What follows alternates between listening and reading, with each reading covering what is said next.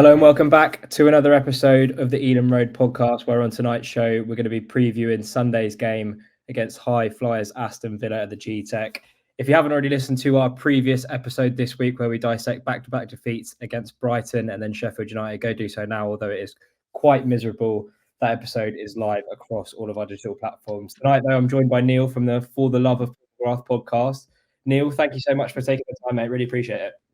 Not at all. Thank you so much for having me on. Delighted to chat to anyone and everybody about Aston Villa, because it's not often that we have seasons like we're having at the moment. So yeah, it's nice to chat Villa at the minute. Good stuff, mate. No, we'll get straight into it. I think before we start talking about sort of Villa more broadly this season, I do just want to touch on the last two games, just because they were so spectacular. I mean, first of all, that dominant win over Pep Guardiola's Man City, which not a lot of teams can say that they've done. And then a 1-0 win against Arsenal where you did ride your luck. And it's a bit of a football cliche, but saying the good teams win when they're not playing well. But it was one of those cases. You didn't play badly. It was just that Arsenal did have a few chances. But I mean, you've beaten last season's title challengers. How are you feeling coming out of those two games? Oh, top of the world. Not going to lie. I was debating as you were asking the question to try and play it down, but and it's not like, it's just, you guys will know it as football fans of teams that are not perennial winners or perennial massively high flyers. We've, like, Brentford have had some brilliant seasons. Villa have had a brilliant season last year, but we've never done something. Well, I won't say never, but in the last decade we haven't done something like we did, or 15 years we haven't done something like we did last week in the space of 4 days to beat probably the two most complete teams in England. I know Liverpool fans are probably laughing at the screen now, and I'm not disregarding Liverpool, but to have done that and then to have done it to Spurs maybe about 2 weeks prior to that, albeit a depleted Spurs team, it's interesting. These things don't happen to Aston Villa. Like, it's fantastic to see. But our season has had a couple of blips. We started slowly, obviously, against losing to Liverpool and losing to Newcastle, getting absolutely walloped out the gates by Newcastle on day one. And then, Liverpool really just finding a weakness. The only team that's really kind of massively found a weakness in our high line was Liverpool, and we've even tweaked it since then. And it's amazing what a football manager can do for a club, and you guys will know because Thomas Frank's just a genius as well. So it's amazing what a football manager can do to lift the spirits of fans, players, boardrooms, and just kind of get you looking forward to Saturdays. That's what it's all about, being a fan. It's not about, like, I'm 38 years of age. I'm not one of these guys that likes to gloat or anything like that, and I certainly hope I'm not coming across that way. I'm just happy to be a football fan. That's what I am, and it just happens that Aston Villa are good at the moment, and that's what I like to see, the swings and roundabouts of the game of football. I mean, I know exactly what you mean. It's like you go into every game knowing that you're probably going to have a good chance of winning. We haven't really had that yet since being in the Premier League. I remember in the Championship when we were kind of pushing for promotion over 2 seasons, it was like we knew we were going to at least get a good performance every week and probably win when we had one of the best sides in the Championship. You mentioned managers, and I do want to speak about Unai Emery kind of more broadly, but I was a really big fan, just particularly of Emery and Emi Martinez's post-match comments after the Arsenal game, saying that Villa are now in the title race. Because I'd normally expect a kind of typical response from a manager or a footballer, just one game at a time. But they both came out and said, we've just beaten Man City, we've just beaten Arsenal, we're in the title race now. As a Villa fan, are you starting to believe that you are in this title race? Because I know that, I don't know if there's a consensus of Villa fans, we're not trying to get our hopes up. It must be kind of, we don't want to get our hopes up, but we have just beaten the two best teams in the league. So What did you make of those comments? Yeah, look, it's the first time we've been in the title race really since when we started. What was it, third in the league when the very first ball was kicked off in the Premier League back in August, just because of alphabetical order, and we haven't been able to eclipse that since. But no, I suppose seriously speaking, like, a lot has been made of our Villa in the title race, and I think it's a dead talking point, which is probably surprising to some of you. And the reason I think it's a dead talking point is, people think that when somebody like I heard Michael Richards say that Villa aren't in the title race, and that they're not good enough and their squad won't bring them that far. That's not what the title race is. The title race is at any given moment in time. And I think what it is that a lot of people say the question really should be, can Villa last the pace this season? And anyone who tells you they know whether they can or whether they can't is a liar. It's that simple. We all spoke about Newcastle last year. It's bloody difficult. It's really difficult to last the pace. You need to have a level of not even just a squad, because we've seen some squads like Manchester United have a fantastic squad. Chelsea have a fantastic squad. They can't put massive runs of games together. But what you need is you need to have a coherency, I think, throughout the season, and you obviously need to have special players. Villa don't have an Erling Haaland that's going to dig them out of games when they're they're comprehensively beaten. Yes, it happened against Arsenal, but we've lost to Nottingham Forest. We've drawn at Bournemouth. We've drawn at Wolves, and that's no disrespect to any of those clubs. But we can get caught up in we beat Man City 1-0, and that was one of the best games of football I've ever seen Aston Villa play. And yes, we beat Arsenal, and that wasn't one of the best games of football we've ever seen Villa play. But I think what Villa have going for them, and I suppose to really get on to answering your question, I think what Villa have going for them at the moment is massive momentum. And I liked the way that they said we're in the title race, because more people are talking about our home form. And yes, that paints a target on your back, but also this mythology that grows with it, like Fortress Anfield, Fortress Old Trafford, this kind of stuff. The teams used to love playing at Villa Park because they knew that they'd come in and they'd have a good chance, or it might have been an FA Cup semi-final back in the day. That's why they loved playing at Villa Park.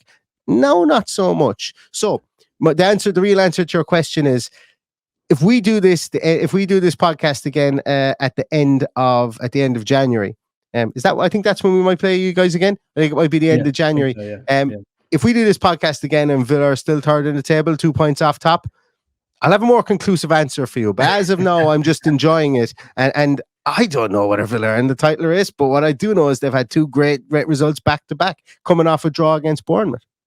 Yeah, talk to me a little bit about this home run that you won. 15 wins on the bounce now at home, which is just this incredible form at Villa Park. And it's one of my favourite grounds to go to. I think a lot of fans would attest to the same kind of sentiment in terms of, old school ground, full stands. It must be absolutely electric at the moment. And do you generally see Villa dropping points at home again this season? It's an interesting one. It really is, because I mentioned we lost to Newcastle and we lost to Liverpool. They were both away. We still have those to come back to Villa Park. We still have Spurs to come back to Villa Park. So it's not by any means there's me even beginning to entertain not dropping any more points and not losing at home this season. I was beginning to entertain it there for a minute. Whether we do or whether we don't, I suppose this season, it's all about mindset. And Unai Emery for me is that mindset manager. We heard Jurgen Klopp calling his team mentality monsters. That's what he felt he needed to say at the time, but you could understand what it was. You have to convince yourself that you're not going to lose, or that if you go down or if you score. I think the bigger statistic actually for Aston Villa is that when we go ahead in games, we haven't dropped a point this season. And a lot of people talk about our home form. When we go ahead in games, we don't lose points. We haven't dropped a single point this season. So you couple that with the home form, and you kind of have to believe that, we could come out at the end of this season with, what is it, if you have 19 games at home in the Premier League, what's that? I'm trying to do maths in my head now. It's 57 points.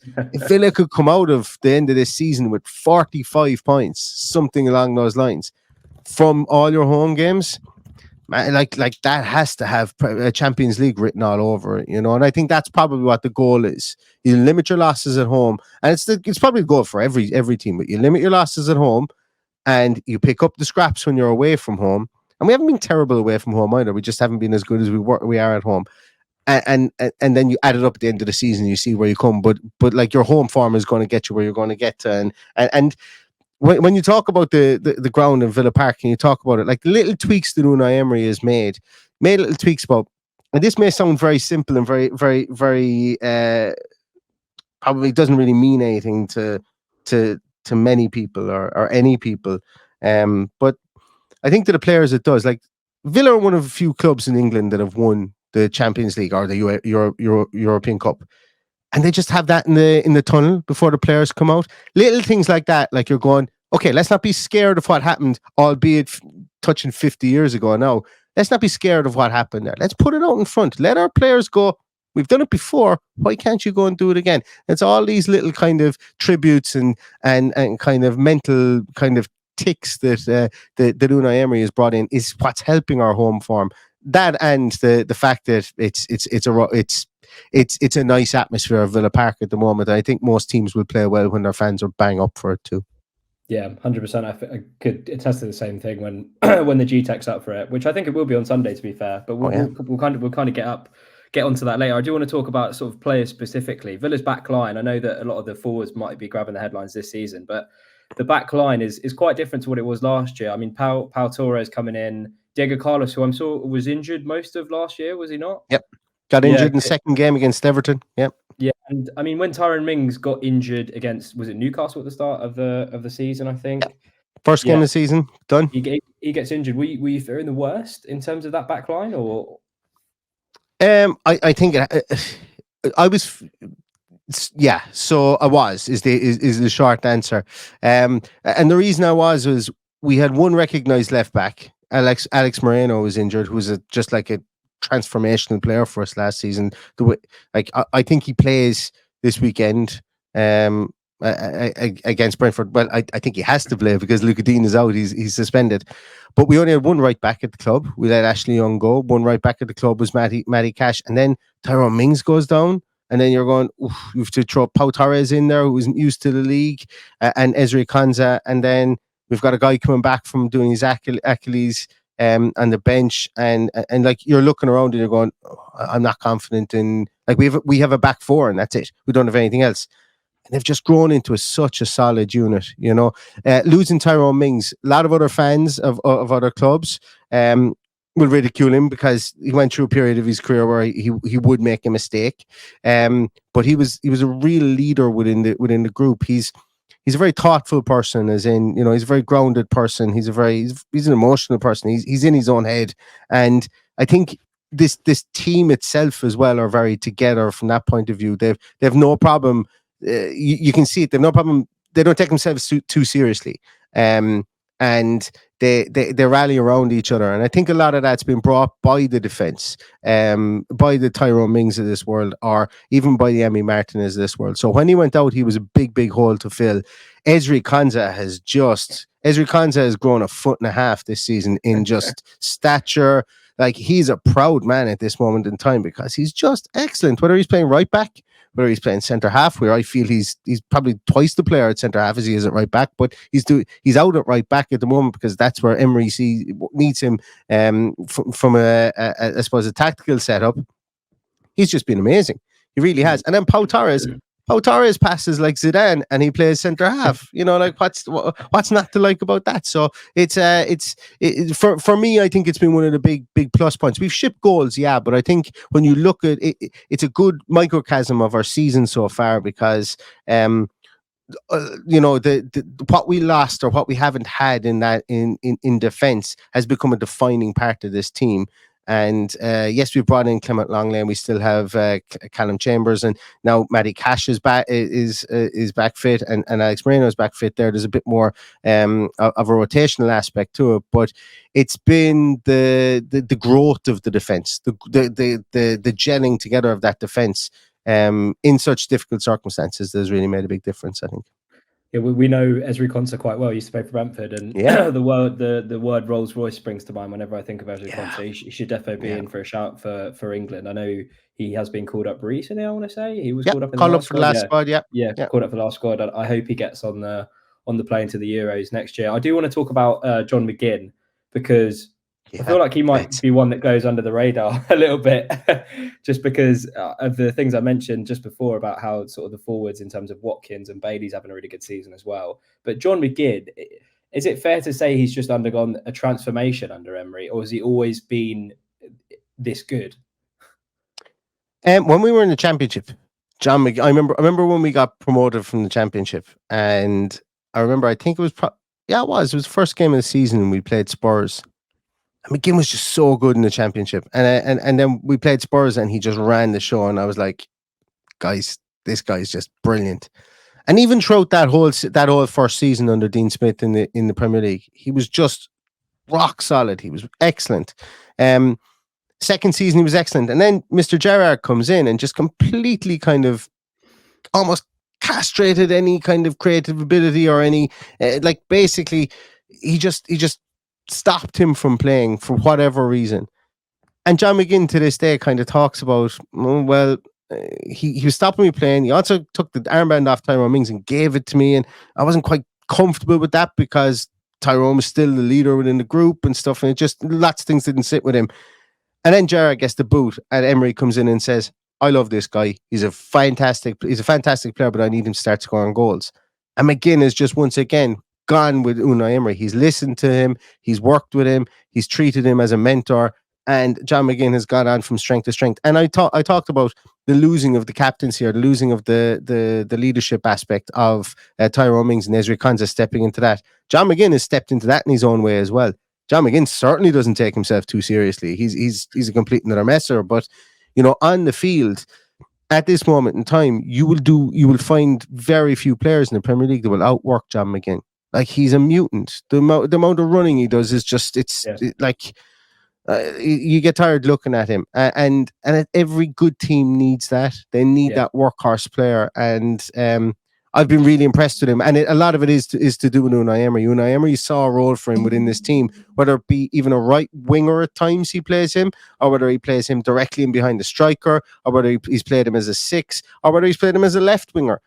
He's just kind of used him and said, okay, you need to do this here. And John McGinn goes, yes, sir, and goes out and does it, and that's fantastic to see. I love John McGinn just for the type of person he is. He's not a nasty person. He doesn't take himself too serious. He's just like I said at the start, he's just a lad that loves football and loves playing football, and he's funny as well. So it's always nice to talk about John McGinn, the person and the footballer as well, because it's seldom enough you get to be able to marry the two together. Yeah, I think against Arsenal he was incredible, one of the best players on the pitch. And it is, you're absolutely right. Every team does need a player like that who's dependable every game and who will give 100% for the shirt when they play. I do want to talk about Ollie Watkins. Obviously, we know Ollie very, very well. Really sad to see him go at the end of the championship season where we lost in the playoff final. But it was time, I think, for him to kind of go on and do something in the Premier League with a team like Villa. And he's he's just gone from strength to strength, especially under Emery, and he's completely kind of transformed. I remember watching a segment on Super Sunday, and they had Dean Smith as one of the pundits, and he was kind of talking through how he's changed as a striker since Emery's come in. I want to ask you a question that I know I'm going to clip up and use for Instagram tomorrow. Watkins or Ivan Toney? Brentford fans are going to like this question. Considering he can play at the weekend, it's got to be Watkins, isn't it? I've got his shirt here behind me as well, so it's I don't have an Ivan Toney shirt, so and plus Watkins has scored more for England. That's what I'm going on. That's what I'm going on. But I like put the two of them together, and I think I think both of them could play together in the same team. I think they're different players, though. I think they're different players. Yeah, like Watkins isn't the natural. I'm reluctant to say he isn't a natural finisher because, by God, has he worked on his finishing. Like 2 seasons ago, we were looking at him going, we know he can be so good. But if he's one-on-one with the goalkeeper and he's any time to think about it, forget it. You might as well, everybody just run back to the halfway line because it's going to be a kick out. It's not going to go in the back of the net. And then, once again, when Unai Emery came in, he goes on this massive long scoring run again. Like, you can tie the rise of individual players here and thus the rise of the team to Unai Emery, because it's what he's done. And Ollie Watkins, I think, is another one of those players because now he's a lot more dangerous. Now he will, he'll score the dirty goals. Or that header he scored against Bournemouth in the last minute. I was just going to say that header against Bournemouth was one of my favourites of his this season. It was incredible.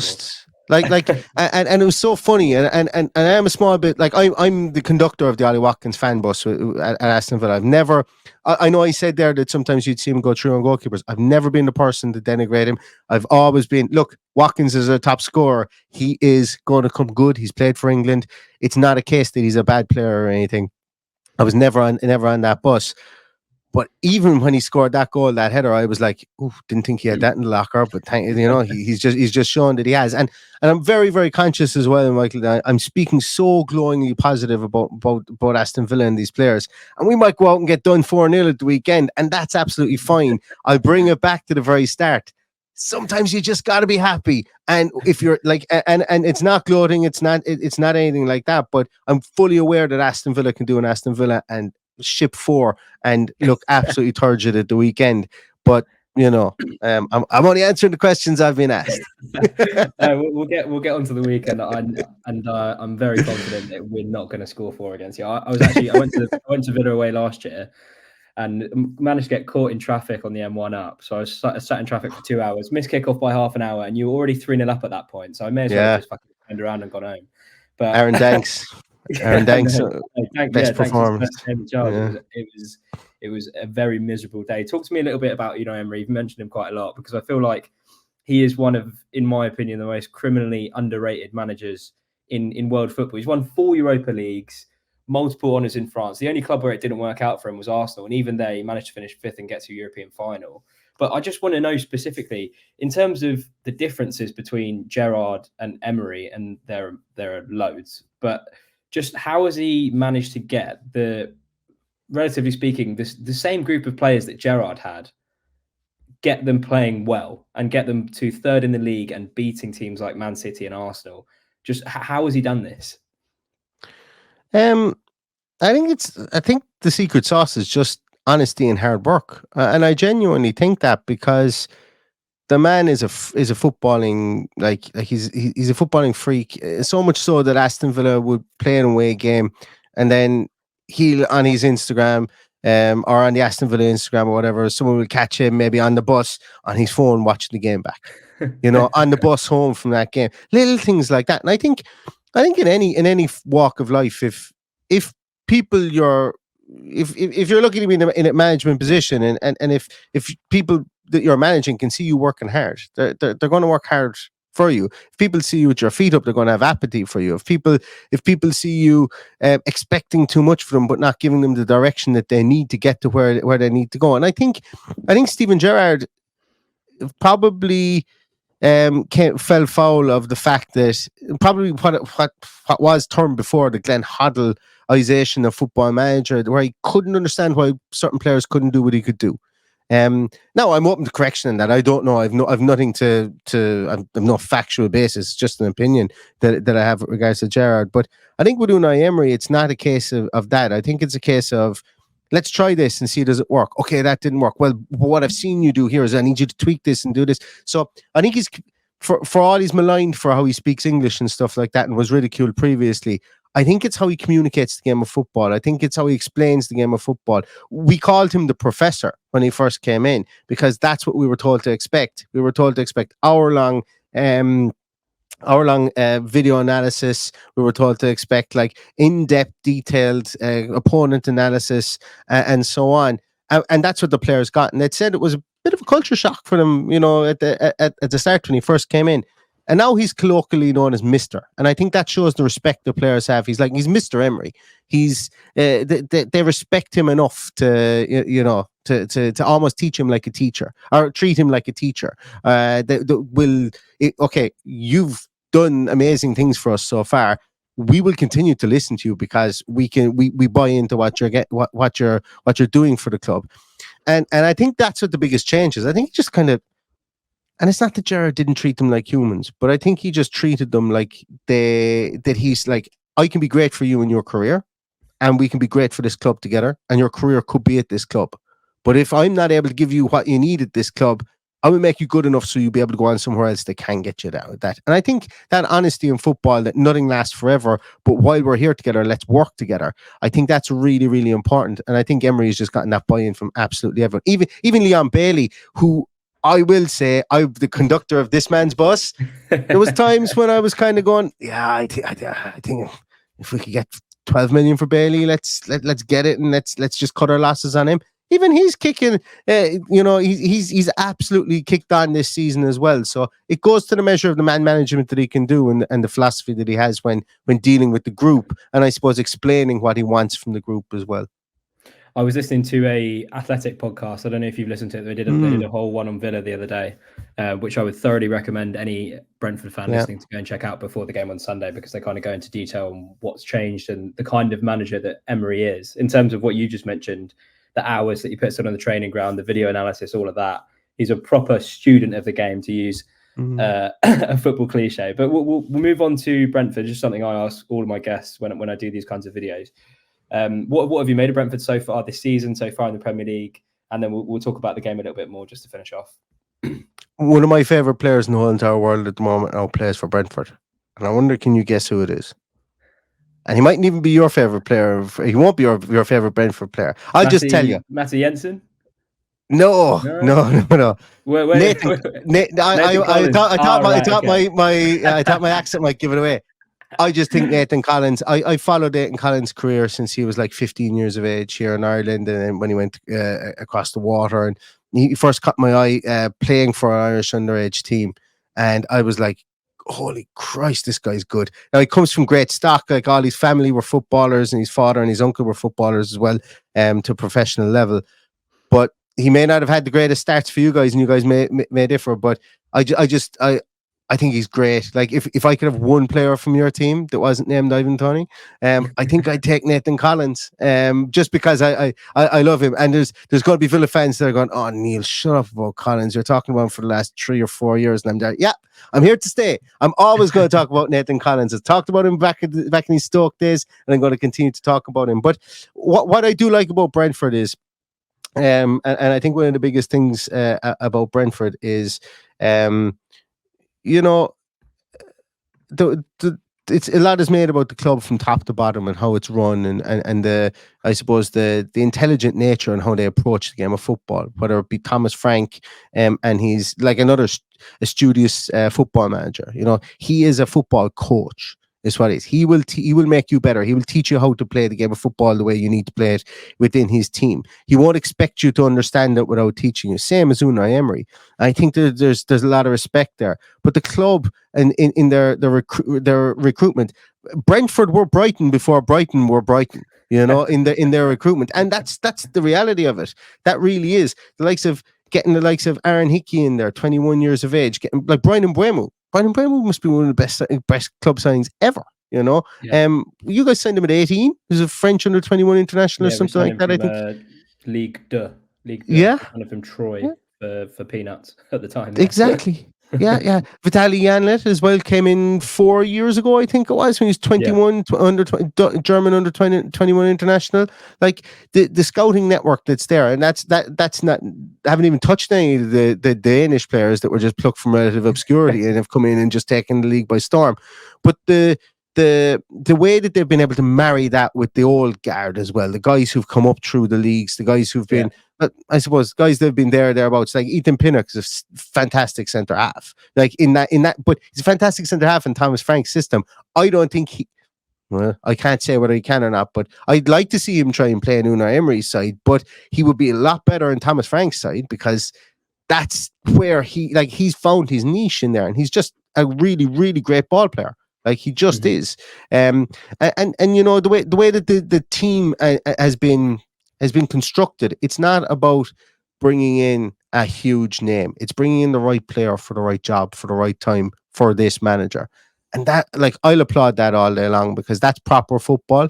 It's very easy to say that, Man City, and you can applaud them off the field, and for all their millions and billions that they have spent, and that they will continue to spend, they parachuted a manager in there who everybody knew was a good manager.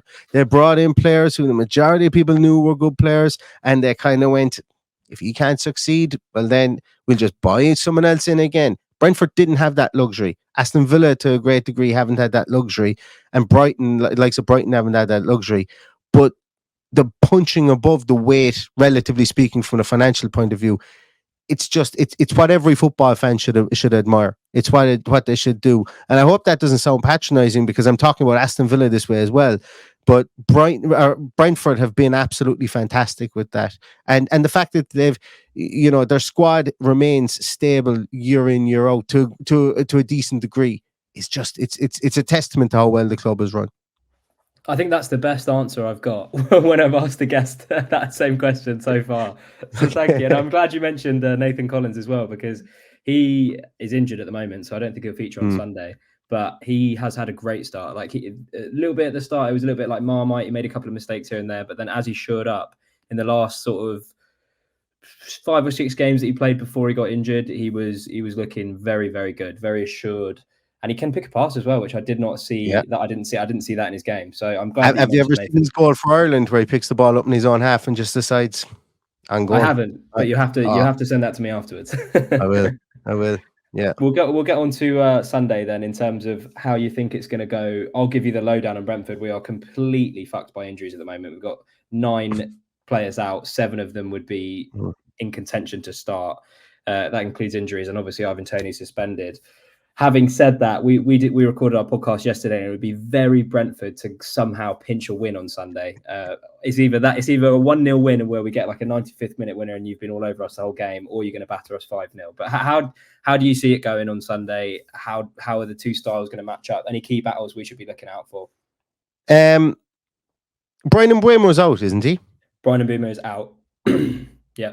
That was me going, yes, but that was trying to hide it there, because he's just a fantastic player. And when you look at, you're right. When you look at the players that are out for you guys, it's a big struggle. Like, and as you say, Villa could very easily at the weekend. I think the biggest matchups are going to be between, I suppose, like, Ben Mee just seems to have Aston Villa's number. It's just the thing. No, we dislike him for a tackle he had against Wesley's all those years ago. And when I say dislike him, I'm not talking about like no one wishes ill in him or anything like that. We're just like, oh, Ben Mee with that horrible tackle or whatever. But he just seems to have our numbers sometimes. So whenever I see him in there, I've got this irrational fear about him. But I think very much so that that like Villa's high line is been much spoken about. And Thomas Frank will come and go, can Neil Maupay get in behind that high line? Neil Maupay has had some great success against Aston Villa. Another player that we would grit our teeth at in the Championship, because he'd always just score against us when Dean Smith was your manager as well. And Vissa as well is well able to run those channels too. So I think there is joy to be got there. Villa give up chances from that point of view, and I was just about to say we rarely keep 2 clean sheets, but we've just kept 2 against the 2 best teams in England, and that was a surprise for us. That was a huge surprise. Like, if you were to say, when are we going to keep a clean sheet anytime soon, I'd go, maybe Sheffield United just before Christmas, but we ended up keeping 2 before in our last 2 games. So I think there'll be goals at the weekend. I think midfield is going to be incredibly difficult for both teams. I think if Brentford kind of go for that kind of 4 central midfielders in midfield per se, with the likes of Norgard, Janlet, Onyeka, and who was the other person who was over in that left? Oh, was it Baptiste? I think Baptiste at the moment, but I think Damsgaard might come in. But to be honest, I don't know how we're going to set up. I'm interested to see how it's going to go, because you guys play in a 4, but Thomas Frank tends to switch to a 5 when we play teams who are in the top 6, or sort of 3 at the back and then 5 in midfield. Yeah, usually we tend to do that. Yeah, and that'll be interesting. Like, the one great thing about Villa at the moment, or the one different thing that Unai Emery has brought in is we used to funny enough, we used to struggle against 4 in midfield. We used to love playing against teams with 3 at the back. I don't know what it was. It was just there was a time where I think we played 4 games in a row against teams with 3 at the back, and I think Dean Smith was the manager, and like we looked like 70s Brazil, it was just, and then next thing teams just started playing 4 at the back and we couldn't do anything again. But I think what Emery has done is Emery's come in and he's become very kind of measured. Villa will pass the ball about. Villa will come to the Gtech at the weekend, and they will look to try and dominate possession. Now, away from home, we haven't really done that an awful lot. but we'll give it a go. And they'll be patient in their build up, and I think from that point of view, I think that, if Brentford are playing that four-man midfield with like 4 central midfielders in there, I think that could cause Villa a bit of difficulty, because it could counteract Villa's midfield, because Villa will likely the weekend play with probably 4 midfielders in there as well, 4 central midfielders. You'll have Ramsey probably one side. You'll have I'm just thinking now because Diego Carlos is out injured. But yeah, I think you'll still have Ramsey, you'll have Kamara, you'll have Yuri Tielemans maybe, and you'll have McGinn in there in midfield and some sort of conglomeration in there. I think maybe they might cancel each other out when we don't have Douglas Luiz, because Douglas Luiz has been our best player this season. Mm-hmm. His passing has just been out of this world. And we're going to really miss him at the weekend. I know you said you're down 9 players, but we'll be down Douglas Luiz, we'll be down Luca Dean, which we will have Alex Moreno to come in for, but we'll miss Douglas Luiz. And I think that midfield battle could see us come stuck at the weekend, because looking at Brentford's midfield 4, every single one of those can put their foot in the ball. Every single one of those can put their foot through a player, and every single one of those can pass the ball too. So it's they're very much 4 all-round midfielders. So it's going to be, that's where I think the game will be won and lost. As a cliche for you, there's a cliche. The way you've sold it, I've actually got a bit of confidence now. Honestly, it's doing the preview yesterday and it was pretty bleak, but it's going to be an interesting matchup. I'm really looking forward to it. Neil, I think that'd be a good place to wrap, mate. The Eden Road podcast will be back next week to obviously go over the Villa result and preview the next game, which I believe is Wolves at home a day after Boxing Day, because the Man City game got cancelled. But that's just off the top of my head, so I'll have a look. But we'll be back definitely for the Villa review. Remember, just before we go, guys, give us a subscription on our Spotify and YouTube channels, leave a rating, and also give us a follow on our socials. That's at the Eden Road on Twitter and at Eden Road Pod on Instagram. Remember to drop the comments. Remember from the last video, drop all the comments. What do you think of the test that we've got against Villa on Sunday? And we'll do our best to reply to all the comments on YouTube. Neil, mate, it's been a pleasure. Thanks so much for coming on. And yeah, good luck on Sunday. Pleasure's been all mine, Mike. Thank you very much. And may the best team win.